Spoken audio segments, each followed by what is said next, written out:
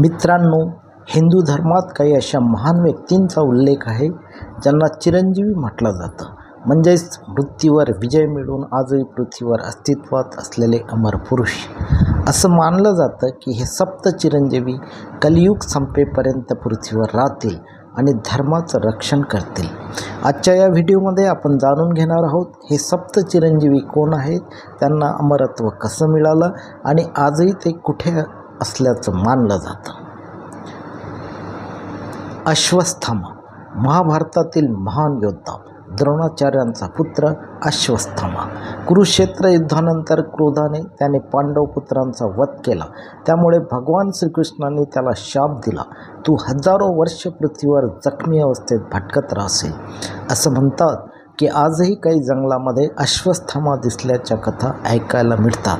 हनुमानजी, रामभक्त, शक्तीचं प्रतीक, अजर अमर भगवान हनुमान. भगवान श्रीरामांनी हनुमानजींना वरदान दिलं होतं, जोपर्यंत पृथ्वीवर राम नाम राहील तोपर्यंत तू जिवंत राहशील.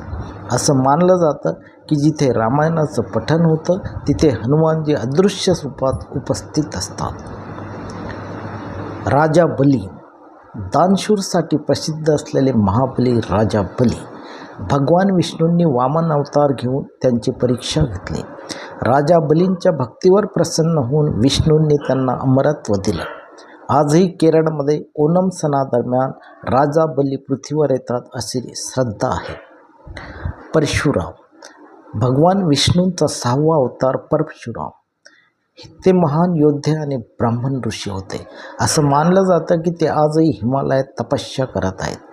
कलियुगाच्या शेवटी जेव्हा भगवान कल्की अवतार घेतील तेव्हा त्यांना शस्त्रविद्या शिकवणारे गुरु म्हणजे परशुराम असतील. व्यासमुनी, महाभारताचे लेखक, वेदांचे विभाजन करणारे महान ऋषी वेदव्यास, ज्यांनी मानवजातीला ज्ञानाचा अमूल्य खजिना दिला, ज्यांच्या तपश्चर्यामुळे त्यांना चिरंजीवित्व प्राप्त झालं. असं मानलं जातं की आजही हिमालयात ध्यान करत आहेत.